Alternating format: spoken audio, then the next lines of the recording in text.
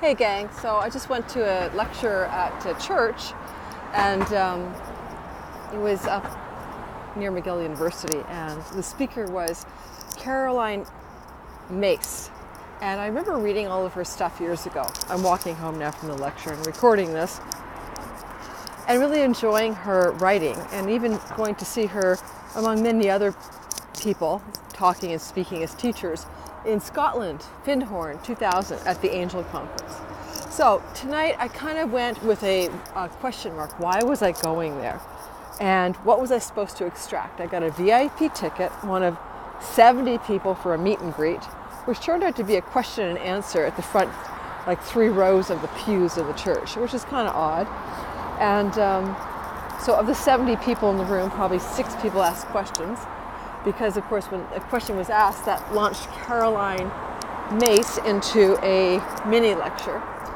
And I guess I took 2 things away. One, I hit a phase in my reality where nothing that anybody has to say outside of myself.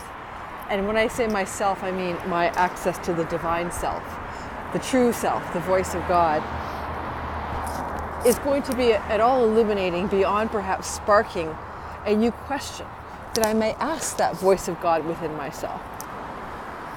That said, I appreciate how clever she is. She's a master of rhetoric. I do love that she called her contemplation quiet time spiritual cocaine. It made me smile from ear to ear.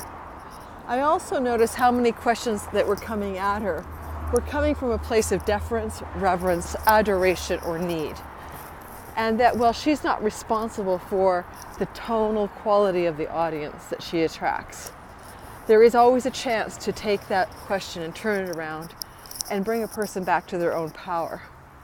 At one point, a 60-year-old beautiful soul, like a gorgeous man, went on a kind of testimonial about how he healed himself from a spinal injury thanks to Caroline Myss's material, that he'd read 1,000 different things she read, and he could quote them by like scripture from the Bible.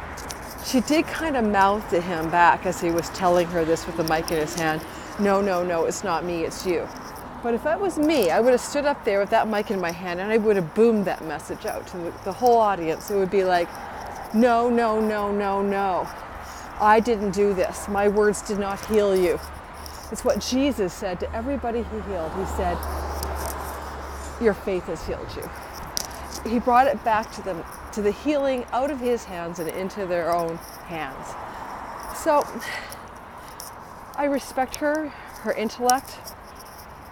I respect her audacity. I respect her pioneering spirit.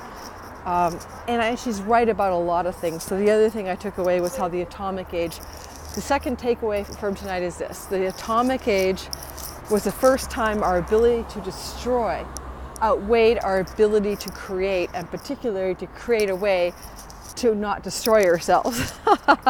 And that is so very, very true. And when I look at it that way, it seems to me that what we're looking at is that we're in an existential time in the history of humanity and the soul of humanity where we, yes, can destroy the ecosystem, the planet, our very Mother Earth, and our ability to create a way out of that has yet to match our ability to destroy the very planet we live on. So that was worth the price of admission. So that's my takeaway from tonight. I'm going to post this on YouTube when I get home. Thanks for listening. I remind each of you to defer to that inner voice. If somebody outside of you, a spiritual teacher, an astrologer, a psychic, a mentor, a friend, tells you something that sparks something beautiful within you, particularly a beautiful question that you may ask the divine within you, then that is all the more power to that person who sparked that question for you.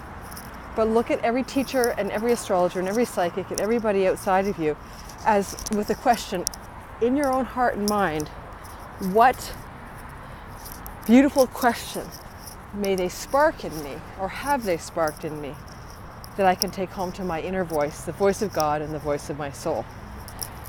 Don't look to those people for answers. Look to those people to spark within you the right question. Okay, I'm almost home. It's been a long walk. I kind of took you on a really boring walk because I could have been on these beautiful Montreal back streets that had like charming architecture, etc. But I'm not. I took this kind of very utilitarian road home. My house is 2 blocks up in a very old 1800s building. And I'm stopping my video right here in front of St. Anthony. Is he a patron saint of travelers? Anyway, may all your journeys go incredibly well. And please remember, it's not about what someone can tell you about yourself. It's what question they can spark in you that you can then use as a tinder for a fire of understanding something within yourself about yourself through the divine spark that you are. Thanks for listening, guys.